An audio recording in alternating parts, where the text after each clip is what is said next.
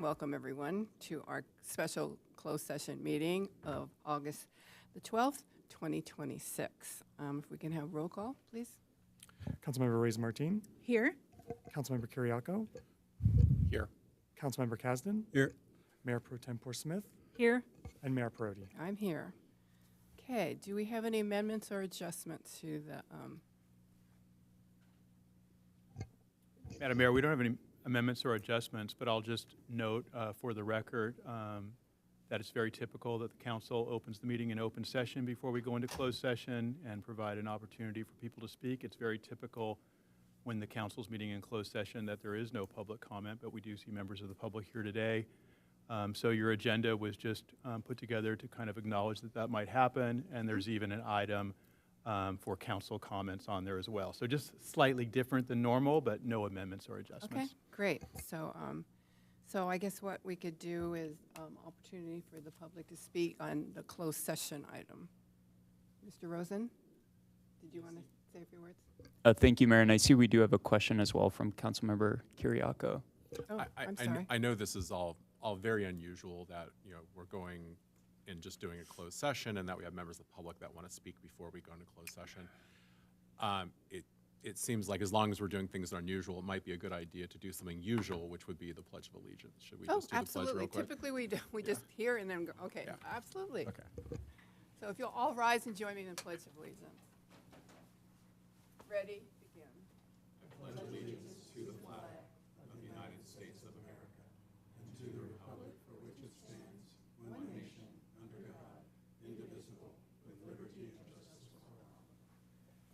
Also, I just want to say that we're doing things different. Usually for closed session, we don't have translation, but we do have translation if anybody needs it, if you'd like to come up. Good evening. We have interpretation into Spanish available both on Zoom and in person. Buenas tardes. Tenemos interpretación disponible al español en Zoom y también en persona. Aquí tengo auriculares. I have headsets over here. Thank you. Gracias. Thank you, Viviana. Okay. Now, Mr. Rosen. Thank you, Mayor. Yes, as a couple folks up here have noted, it is a little distinguishable this evening's special meeting and public comment before closed session. So I thought I would just articulate for the community before we begin public comment.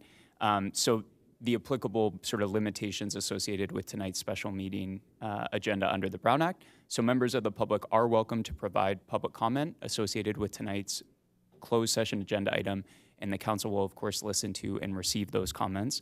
However, because this is a special meeting, the Brown Act does not generally permit the council to engage in substantive discussions with respect to those points made in public comment. So as has been noted already, after council comments, the city will adjourn to closed session. And while I, as city attorney, do not anticipate that the council will have reportable action this evening, if there is any reportable action, that would occur once closed session adjourns this evening. Thank you. Thank you so much for that. Okay. Open it up to the public for comments on this item. Thank you, Madam Mayor. For those of you on the Zoom webinar, please use the raised hand icon and I will call on you. I do have 24 attendees on the Zoom webinar, but only one hand up. I have 3 in-person speaker slips. Okay. Our first in-person speaker is Scott Cooper. And all speakers will have 3 minutes. I thank the Mayor and City Council for this opportunity to speak. My name is Scott Cooper. I have lived in Goleta for 46 years, including the last 40 years as a homeowner in the Elwood area. My wife and I raised our 2 daughters here. We like our neighborhood and elected representatives, and we have supported many of the city's initiatives. The Goodland Guns relocation, however, has shaken our faith in the city's management. We realize that city staff follow a checklist process when dealing with licenses, but we assume that upper city management provides oversight and approval for the staff's work. So it puzzles us that senior managers did not recognize the controversial nature of plopping a gun store into the middle of a family-oriented neighborhood next to a preschool and along a path used by school children without informing the city council or the public.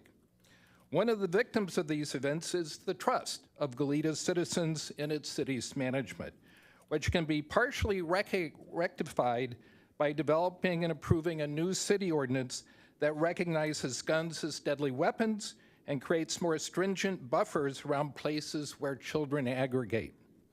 We also question the city's judgments and decisions surrounding the relocation of Goodland Guns, which violate the Community Commercial Zoning Code for 7443 Hollister and fail to recognize numerous state statutes and the city's own safe gun storage ordinance, not to mention the special firearm business license that recognize the distinct danger posed by guns. Because of these inconsistencies and others, the city needs to proceed with a new firearms ordinance, revisit the business license and find a more appropriate location for Goodland Guns, inform the city council, and entertain public input congruent with basic common sense and good governance. Thank you. Thank you. Our next in-person speaker, Sheila Weissman.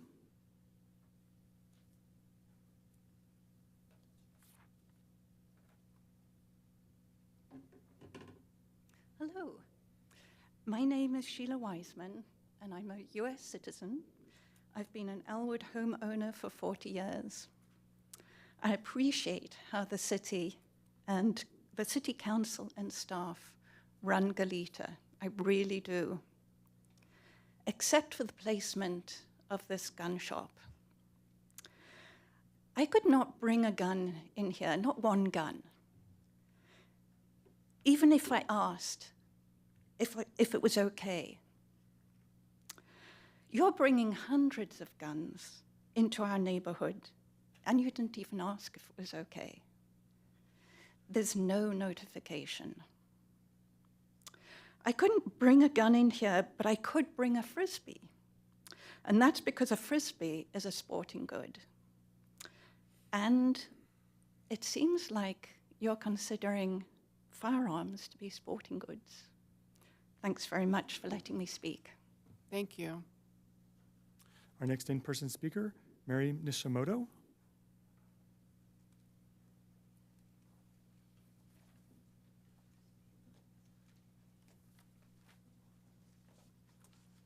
Good afternoon, Mayor Perotti. Good afternoon, council members. As a resident of the affected neighborhood, I object to the recent ministerial action by the Planning and Development Department that allowed Goodland Guns, owned by Ashton Enterprises LLC, to move into 7443 Hollister Avenue. On June 4th, more than 2 months ago, the city issued a categorically distinct special firearms business license to Goodland Guns and a ministerial zoning compliance approval by right of use as general retail in my neighborhood's community commercial zone. Mind you, my neighborhood first learned only 2 weeks ago at the end of July through word of mouth about the firearms dealer moving into the former 7-Eleven convenience store. This was because there was no public notice requirement, and there appears to be no avenue for public appeal to the city because the 10-day deadline has long passed. There appears to be an abuse of discretion by the planning department on 2 accounts. One, to internally and without transparency use an irregular level of discretion to categorize highly regulated firearm retail, which is an unlisted business type in the city zoning code, as general retail, thus giving Goodland Guns ministerial approval by right of use to develop the location. To knowingly permit the gun store to move next door to an operating infant care and preschool facility without considering the impact that the presence of a gun store might have on this adjacent sensitive location was my second point to account. I asked the council to seek answers to three questions. One, given that it was a ministerial review, what fixed or objective standard did the planning staff use to determine that firearms retail is general retail? If there was no clear standard or precedence to follow, should this irregular ministerial process have become a discretionary zoning compliance review that called for planning commission deliberation and a transparent public process? Can the city council pause the development and form a working group to review, with the public's meaningful engagement, what led to this ministerial zoning approval and find a remedy for the neighborhood's grievances? Our community has made it known to council members that they would like to see Goodland Guns relocated to another property that is not in a community commercial zone in proximity to sensitive locations. I hope the City Council provides answers to these questions, and I look forward to the Council's report today after the closed session. I ask that the report include specific actions taken and corresponding votes of members, and that the report is publicly available on the city's website. Thank you. And my friend is here to support this comment. Thank you. Thank you. That is it for the in-person speakers. We'll now move to the Zoom speakers. Our first Zoom speaker is Kirsten Bale. Please unmute yourself. You'll have 3 minutes. Hi, my name is Kirsten Bailey, and I am a Moms Demand Action volunteer. Thank you for having me, Mayor and council members. I know tonight's item concerns potential litigation, and I'm not asking you to discuss legal strategy in public. I'm here to make sure the human stakes are on the record before you go into closed session. Goodland's Gun new location at 7443 Hollister Avenue shares a fence line with Here We Grow Early Learning Center right next to a bike path children use to reach Elwood Elementary. The license was approved administratively with no public hearing because Goleta currently has no rule addressing firearm retailers near child care facilities. This isn't a fringe concern. Thank you, Councilmember Carriaco, for calling it an unacceptable location, and Supervisor Capps for calling it the worst location imaginable. Over 50 residents showed up to the meeting a meeting with only a few days' notice, and more than 1,000 people have signed a petition against this location. Whatever the litigation risk, I'm asking you and the city attorney not to let the threat of a lawsuit be the reason nothing changes. Please pursue every lawful tool available to protect the children next door and defend the city's right to do so. Thank you so much. Thank you. Our next Zoom speaker is Darcy Bradley. Please unmute yourself. Thank you, Mayor and City Council, for holding this special session. My name is Darcy Bradley, and I live in the Elwood neighborhood. I want to highlight 3 critical failures in the city's judgment regarding the permitting of Goodland Guns at 7443 Hollister Avenue, and I'd also like to offer constructive solutions as you go into your closed session later this evening.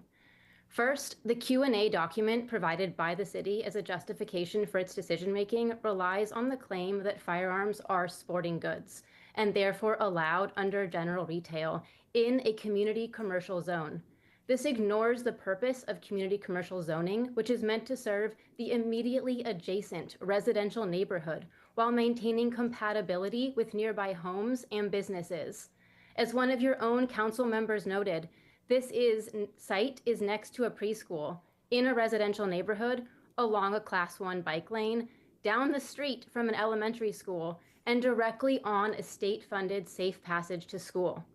A gun store clearly does not serve only this adjacent neighborhood, and permitting it here contradicts the intent of the zoning designation. Second, treating firearms as ordinary sporting goods is inconsistent with our own local laws.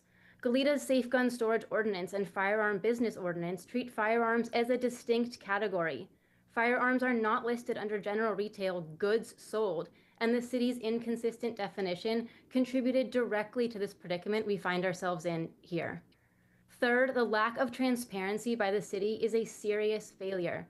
The city's manager's office stated that staff were not required to notify the council or the public because this was a standard business license. But given the sensitivity of firearms near child-focused facilities, staff should have recognized the need for transparency.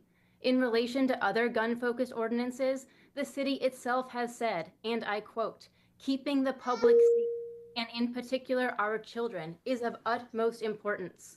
Yet the public and our elected representatives were kept in the dark about this clearly controversial decision. I ask the City Council take seriously both near and long-term solutions. First, delay the opening of Goodland Guns until an appropriate location is identified, and take to heart the intention of community commercial zoning. Next, adopt an ordinance establishing buffer zones around preschools, daycares, and other child-focused venues. And third, please strengthen expectations for transparency and communication between city staff and the council. Thank you for your time. Thank you. Okay, we have one hand up, but I want to remind those on the Zoom webinar, please use the raised hand icon if you wish to speak. Our next speaker is Steve Laffey. Please unmute yourself, and you'll have 3 minutes, Steve. Steve, are you there? Steve, you need to unmute yourself. Okay, we're going to move on to Kyle Ashby. We'll come back to Steve. Kyle Ashby, please unmute yourself. You'll have 3 minutes. Kyle, are you there? Kyle Ashby, are you there? Yes, sir. Can you hear me now? Yes, I can. Thank you. Go ahead. Great. My name is Kyle Ashby. I'm a 53-year resident, born and raised in Goleta, alumni of Dos Pueblos and UCSB, and a local business owner. And unfortunately, the local business community is a little outraged by this decision. You've disappointed and let down two businesses to start. Positioning these two businesses directly next to each other is an absolute failure. There is no way either of these two businesses can succeed. In addition, I suggest you check your emails starting today and moving forward for future comments from local business leaders in this Goleta community, including restaurant owners, small businesses.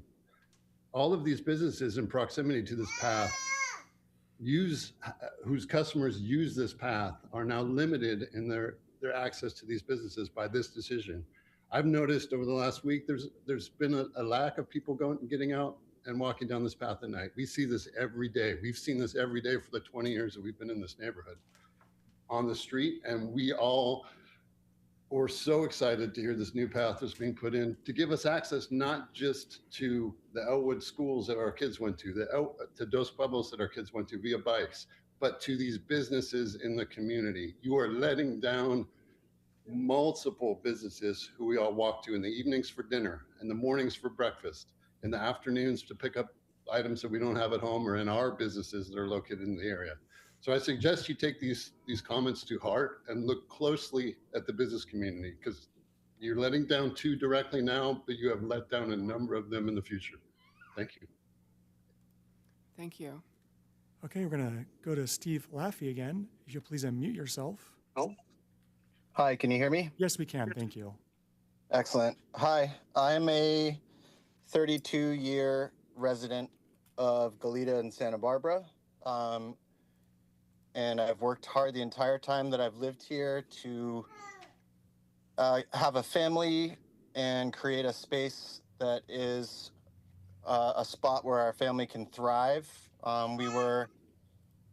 Through our hard work and effort, we were able to purchase a home last year in Elwood. And we just enrolled our 20-month-old son at Here We Grow, right adjacent to Goodland Guns. So you can imagine our disappointment when we just heard the news that this gun shop was opening a fence away from where our 20-month-old child plays and learns. And I just wanted to express that there's no political motivation in this. This is the voice of a small business owner who has worked really hard to have a family and live in this place that we love, and create a home there. And this directly impacts not only our family, but a number of other families. If this shop opens, there are going to be consequences. We are going to have to unenroll our child from the school. We're going to have to relocate him. We're considering relocating our family. I just want to express how consequential opening a shop with weapons and ammunition is in the safe, already very safe community of Elwood and Goleta, and how many lives it's going to impact if this shop is allowed to open. That's the voice that I'm bringing today with passion and a love for the community that we live in, and wanting to keep it a place where our family can thrive. Thanks. Thank you. Just a reminder for you folks on the Zoom webinar, be sure to use the raised hand icon, and I will call on you to speak. Our next speaker is Christy Zawicki. Please unmute yourself, and you'll have 3 minutes. Yes, hi. Can everybody hear me okay? Yes, we can. Thank you. Okay, good. Thank you for taking the time to do this. I just wanted to read the voice of my daughter into the record, just because the voice of children is important too for this issue. And I hope that you remember this in your closed session. So here we go. This is from my 11-year-old daughter, Charlotte Zawicki, and this is her quote. My name is Charlotte Zawicki, and I am 11 years old. I've heard about things called school shootings where people shoot a bunch of kids. So having a gun shop next to a preschool and close to an elementary school, I feel like that's kind of just setting up for a school shooting if somebody felt like that was a really good thing to do. And that was her quote, and that's all I have to say. Thank you. And with that, Mayor, I have no more hands raised for public comment. Okay. Then at this time, I'm going to close public comment. And I'm going to... Can I have 3 minutes? Yes, and you can fill out a speaker slip later. We just need it for the record, but please come up. I won't close it quite yet. It looks like Kevin Duffy put his hand up as well. For another reminder for those of you on the Zoom webinar, you have to use the raised hand icon, so I know you want to speak. Go ahead, sir. Yeah. Hi, my name's Steve Hale. I think I was the first one to start this whole thing, and I sent messages to Ms. Perotti and Ms. Smith. Never did get any response, but as you can see, this is kind of blown up. I noticed it. I drive down that street every day. I've lived here for 30 years. And all of a sudden, there's these steel bars going up, pointed tips, and there's an Army truck in the parking lot says, property of the United States Army for official use only. It's been parked there. The owner said that it was a historical vehicle, don't worry about it. But all these little kids are going to be walking down that street, going to, first, second, third, fourth, grade school. They're going to see this truck. I've noticed that cars are trying to get into that parking lot. The gates are closed, so there's cars parking on the walkway that the kids used to go to school. It's just amazing to me that that this is going to, be allowed to happen. It's it's mind blowing, and I'm wondering. I know you want to hear from us, but we would like to hear from you people what you're going to do.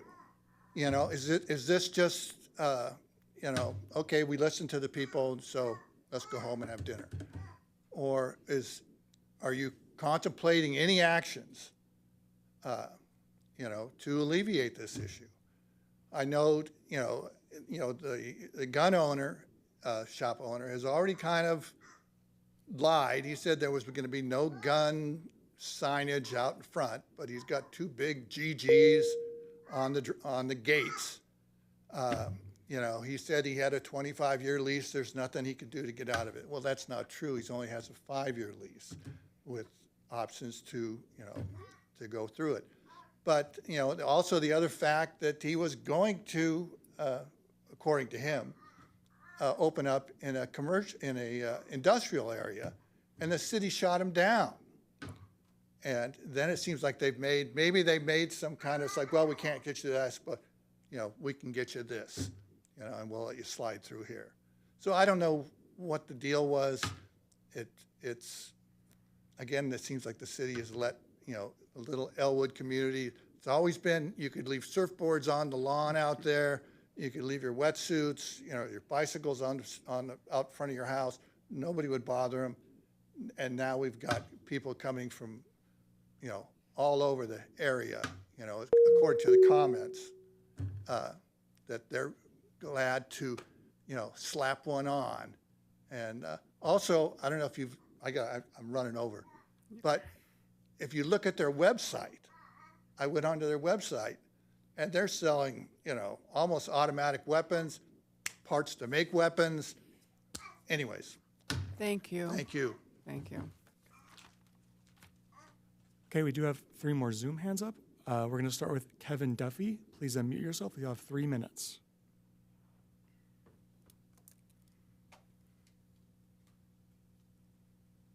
Kevin, are you there? Kevin, I see you're unmuted, but I don't hear you. Okay, we'll come back to Kevin. We're going to go with Christina Fluitt. If you'll please unmute yourself, you have 3 minutes. Hi, can you hear me? Yes, we can. Thank you. Hi, thank you. I'm a local mom. I've been a homeowner in the Elwood area for about 9 years now, and I have 2 young boys who go to Elwood Elementary School. And I just wanted my voice on record saying that this decision to put firearms business along the bike path to school is impacting all of us. My kids bike in a group of kids with one parent, and it has been such a joy to feel like they are safe going to and from school on that path. And not only the implication of the firearms, but the traffic in and out with bigger vehicles. We've already seen bigger vehicles, the Army truck that's parked there that might not be able to see over the windshield to see all of our bikers. It's a big concern for me logistically, the perception of safety and the actual safety with bringing more weapons into our community, and also bringing possibly larger vehicles who are not as aware that this is a community. This is where children are multiple times a day. Mm-hmm. My son, I think, wants to say something. He's 10 years old. It's not fair that on the way to school, we would be biking with my friends and we would see a gun shop with a bunch of vehicles and a preschool right next to it, which with the gun shop there might close down the preschool. And that just doesn't seem fair because they were there first. And I don't think it would be fair to anyone who lives in this community to look to be driving on Hollister and seeing a gun company on their way to school or at that preschool right next to it. And it just doesn't seem fair to any kid. that might be. Yeah, thank you. Thank you. Okay, our next Zoom speaker is going to be, we're going to try Kevin Duffy again. Kevin, can you hear us?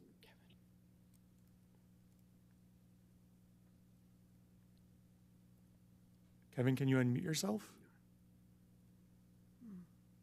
Okay, we're going to move to Jill Means. If you'll please unmute yourself, you have 3 minutes. Hi, my name is Jill Carlson Means. I am a neighbor in the Elwood community. I've owned a home, lived in the community for 30 years and owned the home that I live in for most of that time. And I have written a letter to the city council members, but most of the points have already been made tonight. So I'm just going to read a couple of the points that I feel I want to make that sort of emphasize more of a couple of the really important points that have been made tonight. I'm particularly concerned about the preschool. Our community already faces a shortage of affordable high school childcare and early education options. We should be supporting new childcare providers, not creating avoidable land use conflicts that could undermine their viability. A preschool depends on families feeling comfortable enrolling their young children there. It is entirely foreseeable that some parents will be uncomfortable leaving infants, toddlers, or preschool-age children immediately adjacent to a business whose primary purpose is the sale of firearms and ammunition. Whether one agrees with that concern is beside the point. The potential conflict was foreseeable, and our zoning process apparently provided no mechanism for considering it. That is the problem. Firearm retailers also have security considerations that distinguish them from many other neighborhood retail businesses. In 2021, Goodland Guns itself was the victim of a burglary in which federal authorities reported that firearms were stolen after forced entry. The business was a victim of a crime, and I do not suggest otherwise, but the incident illustrates precisely why location matters. Firearms are uniquely consequential merchandise when stolen. A zoning policy, therefore, does not need to characterize firearm retailers as dangerous businesses to recognize that their security considerations and potential impacts warrant location-specific review. Goleta already recognizes this land use principle. The city already recognizes that a business can be entirely lawful while nevertheless requiring restrictions on where it may operate. Storefront cannabis retailers, for example, are generally prohibited within 600 feet of K-12 schools and are subject to separation requirements involving residentially zoned properties. The policy principle behind those restrictions is straightforward. A lawful business can still be poorly suited to a particular location. Thank you for your service to our community, and I really hope that you take all of these public comments now that we've had an opportunity to make them with awareness of the situation, hoping that you'll take them into consideration. Thank you. And a last call for speakers. Please use the raised hand icon if you wish to speak to this item. This is a last call for public comment. I'm seeing no more public comment for No this more? item, Mayor. Okay. And we couldn't get Kevin Duffy back? You know, he logged off. He's here. Let's see. He's logged off. Kevin, I just unmuted you. Are you able to hear us? If you'd like to speak, go ahead. Kevin Duffy. Kevin, can you unmute yourself? So he put his hand down. He's online now, but he is not responding. Okay, great. Then at this time, I'm not seeing any more speakers. I'm going to close public comment and go to council comments. And typically, I always go last. But this time I'm going to go first because I'm the mayor and I can do that. You know, I just want you to know that I hear you. And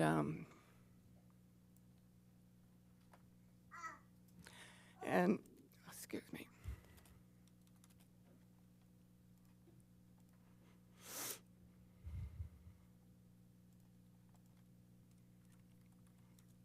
Okay. And I share your concerns. And I want to take this opportunity to thank all of you for all your emails and suggestions. We have documented them all, and you can continue sending them in. And if we missed anyone, send it into our website. We're continuing to read them and respond to them. So thank you, and thank you for being here this evening. And I apologize, but I'm emotional too. I really dislike when I get like this, so excuse me. Okay. I realize that we could have done this better. We should have. And I'm sorry. You know, many of us are still a little bit traumatized and sensitive over our own shootings that we had in our backyard. We had the Goleta Post Office in 2006. We had Isla Vista in 2014.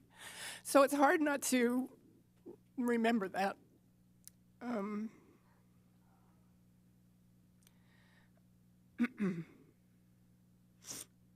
So I'm the type of person that likes to take responsibility for my actions. And so that's why, what are we doing? It was asked, what are we doing moving forward? This is our opportunity to just make comments and not really address your questions. That will come. But it's our responsibility to go into closed session where it will be discussed. And what I'd like to do, what I'd like to ask staff to come back to us as soon as possible. It probably won't be at the next meeting in August because that's just around the corner.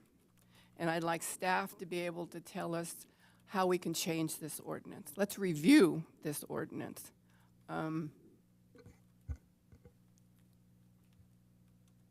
Because I know we can do better. And at that time, then we'll have another meeting, and that's where we will come together, look at staff's report, you speak your mind again and agree or disagree with what we've come up with, and we will go forward and take it from there and hopefully have an ordinance sooner than later.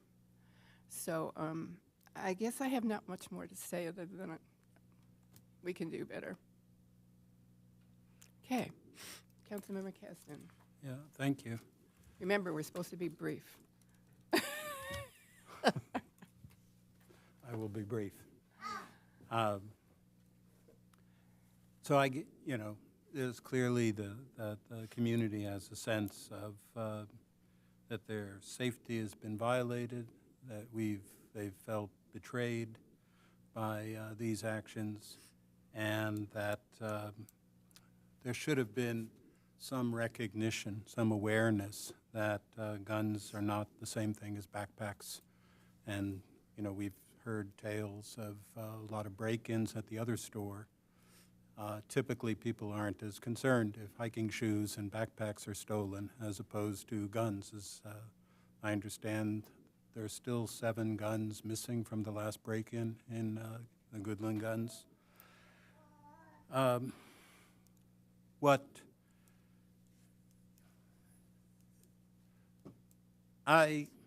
Without being a lawyer, without, evaluating, there's a difference between the letter of the law and the spirit of the law. And the letter of the law might have been that the process was followed appropriately, et cetera. But with the spirit of the law, there should have been an awareness, not necessarily from the planner at the lower level, but the leadership should have been attentive to it, should have been aware, there should have been a red flag. You've heard all about the proximity to preschools, say Class 1 bike lanes, safe routes to school in a residential neighborhood. I don't know what went on with regard to the other location, why one was pursued and the other was not. I would be interested to find out more about it. But part of that is a recognition that the owner had choices. So in pursuing, for instance, an ordinance going forward that would distinguish that there are certain locations appropriate for gun stores and others that are not, we recognize that there are a variety of options, even if we include an ordinance that would say preschools are a bad choice for being next door to gun stores. So I will second, of course, what you proposed as far as staff bringing something like that forward, some sort of evaluation, and to do it as expeditiously as possible. And I guess I would just say in general, last comment, that, you know, if we have questions for HCD, those are raised. The staff knows to reach out to HCD and ask questions. When something comes up like this, bring it to council, ask, you know, raise it. Do we want to do something different? Is this something that should have been, you know, we want to react to in some ways? And it just,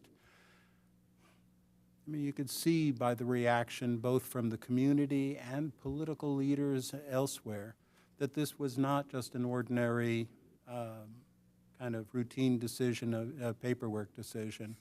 And, you know, our leadership are the ones that get to higher points by having the judgment, by having that sort of awareness to be able to distinguish when there's something that's important. Tell us, bring it to us. We're supposed to be working together. And it's not just staff does its thing and brings it to council for ratification. And so that's what I have. And I agree, we could have done better. Thank you. Thank you. Councilmember Reyes-Martin? Thank you, Mayor. And I will also echo my support for staff bringing something back to us as soon as possible. I know that I want to acknowledge how frustrating the Brown Act and all our various kind of protocols are in wanting to have more direct two-way dialogue with the community. You know, we can do that one-on-one, and I'm happy to continue doing that. I'm doing my best to respond as quickly as possible to the many, you know, public comments we've gotten. So I want to just acknowledge how awkward that can be and frustrating. But as the mayor said, you know, when we have like an actual discussion item, that will give us more of an ability to have engage in dialogue and engage with dialogue, not just with the community, but also with city staff. I want to thank every single person who has taken time out of their summer and back to school readiness to email us and share your really thoughtful and heartfelt comments. I'm a mom of school-age children, so it definitely hits very personally many of the comment letters I've received from parents and grandparents who care about, you know, the kids in the community.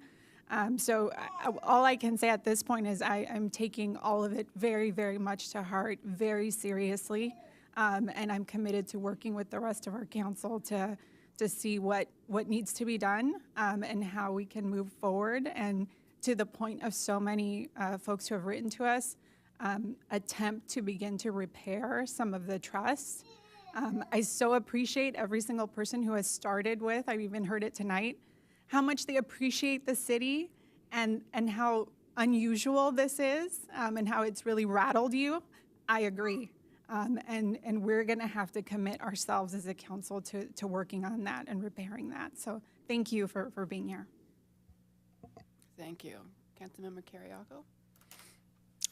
Thank you, Madam Mayor. I'm not sure if I'm the third or the fourth person, but yeah, let's bring this back. You know, to look at all available options.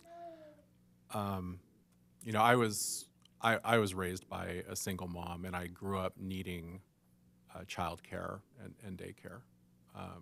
I was one of those first generation of kids that were daycare kids. A lot of us forget that in the world of planning and government and everything else, not that long ago, childcare wasn't a word. Daycare wasn't a word. It wasn't a business. It wasn't something you planned for. You planned for churches. You planned for shopping centers. You planned for schools. You planned for gathering places. You didn't plan for daycares. That was the job of the mom. That was just how government thought of it. And in a lot of ways, our government in a much broader sense, is still catching up to modern life and the life that we all live today. And so just to begin with, I just want to say that, I think we're all shocked and we're all surprised that this was proposed by a business owner, agreed to by a property owner, and allowed to happen by the rules and the regulations and the codes that ultimately, at the end of the day, please don't pick on our staff. Their job is to take the policies we create and implement them fairly and without fear or favor or friend or foe. We're the ones that have to be accountable. So please don't pick on our staff. What's especially hard for me and I think jarring and rattling, as people have mentioned up here, is that our city has really tried to go above and beyond to put the safety and welfare of our children and youth at the heart of our policies, at the center of our decision making. If you look around, there aren't too many cities that created specific zoning ordinances to make it easier for childcares and daycares to go in. You can go to the counter and get a permit almost anywhere in the city for a childcare center. That's not true elsewhere. If you are a business that proposes including childcare at your business, for example, the giant medical offices that are going in at Stork and Santa Felicia, you get a break from the city on your development fees. You get potential benefits like parking considerations. The city goes out of its way to try and make it easier for childcare to be accessible.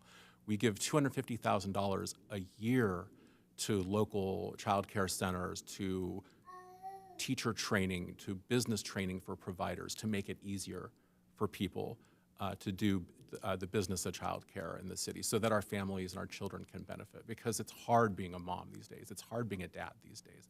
It's hard being a parent these days, the cost of living, the availability and accessibility of childcare. These are issues that our city has really tried to put front and center. One thing that makes things harder is understanding all the myriad rules and regulations. It was pointed out at the meeting at Elwood, hey, how come you can't be a cannabis shop and be within like 600 feet of a child care center? How come you can't be a liquor store and be within 600 feet of a child care center? Well, part of the problem is the state is still catching up to child care and daycare. And I'll give you an example. The California Gun-Free School Zone Act of 1995. If you're a K through 12 school, you can't have a gun within 1,000 feet. You cannot have a gun within 1,000 feet of a school. But you know what makes it hard for cities when they're trying to navigate all these rules and understand things? There's a special carve-out for gun stores. You can be within 1,000 feet of a school if you're a licensed gun store. That's not just a loophole, that is an explicit carve-out in the law. That was done with intention. That sound, if you listen really closely, is our county and other cities looking at their own rules to find out if what was allowed by statute and zoning to happen in Goleta, to find out if it could happen there. I suspect the answer is yes. But we're the ones that are accountable for Goleta. We're the ones that have to make it right for Goleta. And so my commitment is not that I'm just gonna sit here and listen and then that's it. My commitment is I'm gonna continue listening here. We're gonna go into closed session. We'll come back with all available legal options to us to make this right. And I hope that the property owner and I hope the business owner will reconsider some of their choices. Let me close with this. This is something that I said at the meeting in Elwood as well. And I'm not sure everyone there appreciated it, but I think it's important to say. This isn't just a question of where shouldn't a gun store be. It's also a question of where should a gun store be. I suspect that if it were announced that the gun shop is just going to stay at its current location, many people would think of that as a win. So let me share something, because I'm the current council member that represents the existing location of Goodland Guns. It's on Hollister Avenue in Old Town Goleta.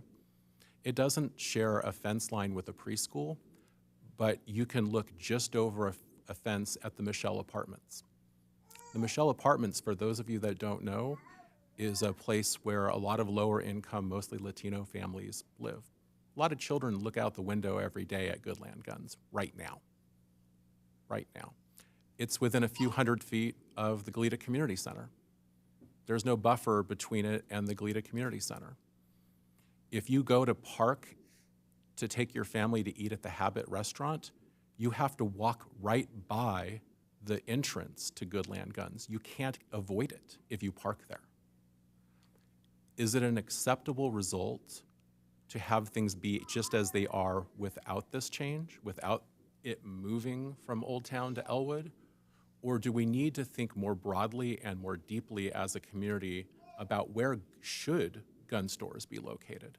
Because I would submit that there are parts of the city that some might think of as industrial, that some might think of as very commercial, but there are thriving, vibrant neighborhoods with people that matter right next to some gun stores. There's also a gun shop on Calle Real, and there's a neighborhood right there. So I think we need to think about this in a broader sense. That does not in any way take away from the experience that Elwood families, parents, individuals are very rightly feeling right now, that feeling of how could this happen in our beautiful, sleepy neighborhood, an incredible neighborhood. I love Elwood. Of course we don't want this to happen. Of course, to me, it's an incompatible use. They should not be right next to each other. But we need to think about what is the line and where should they be, not just where shouldn't they be. And so I think that's what we have to work on as a city too. Thank you. Thank you. Mayor Pro Tem Smith? Yes, thank you.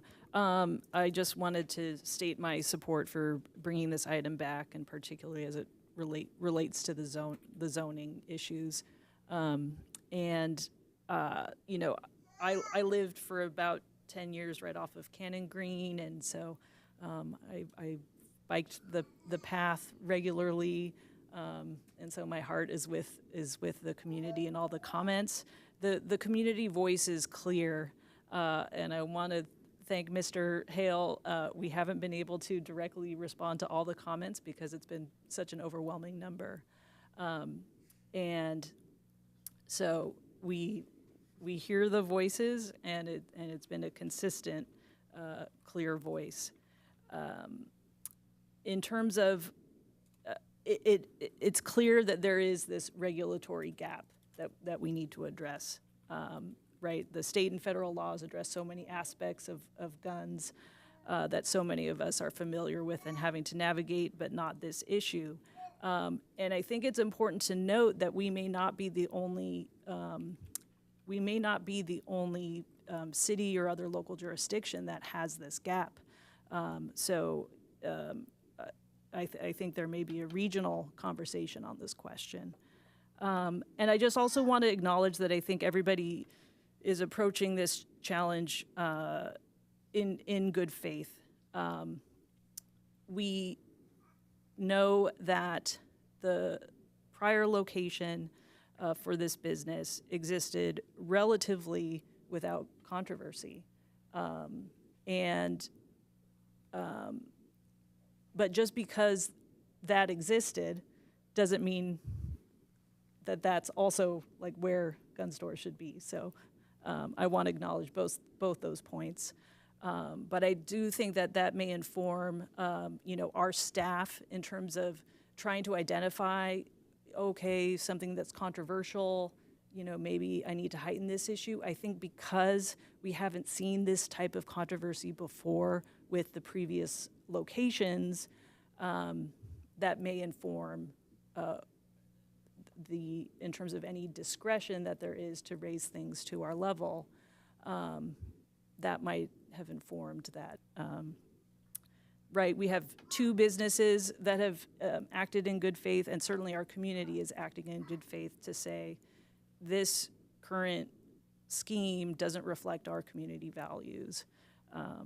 So just wanted to acknowledge that, but fully support the council here in bringing this item back for a fuller discussion. Thank you. Okay, I'm not seeing any more comments from council. Mr. Rosen, would you like to report us into closed session? Thank you, Mayor. Yes, I will momentarily report the council into closed session. I did want to note, because there was some feedback from some of our public speakers, just to note, the reportable action this evening post-closed session is very limited. It's just based on if the council were to take specific action with respect to the threat of litigation. So I know staff and our office heard that there will be a discussion item that will include full sort of public participation and more flexibility on that at a later date, but I just wanted to make that announcement for clarity. This evening's closed session agenda, pursuant to Government Code Section 54956.9A, conference with legal counsel, anticipated litigation, significant exposure to litigation pursuant to Government Code Section 54956.9D2 and E2, one potential case. Facts and circumstances creating the significant exposure to litigation concern the city's approval of a business license for the relocation of Goodland Guns to 7443 Hollister Avenue and related public statements threatening litigation against the city. Councilman Reyes-Martin? Quick question. I recognize folks that are either here or on Zoom may not be familiar with how closed session works. Just to clarify, if we were to come out of closed session and you say there's no reportable action, that doesn't mean that we didn't discuss things and that things aren't coming back. It's just that there's a very limited things that you could say were reportable action, right? Because I wouldn't want people to, if that's what happens, to think that nothing happened. Absolutely, Councilmember Reyes-Martin, and it's an important point. The reportable action that would come out of closed session is based on that very limited grounds on which the council can meet outside of public view to talk, in this instance, about a threat of litigation. So consistent with what we heard unanimously from the council tonight, there will be a future item on an open session agenda in which the council will have a published staff report, there will be a public comment opportunity, as well as deliberation from the body and a more public process. Thank you for that. Okay, and we'll recess to closed session. Thank you.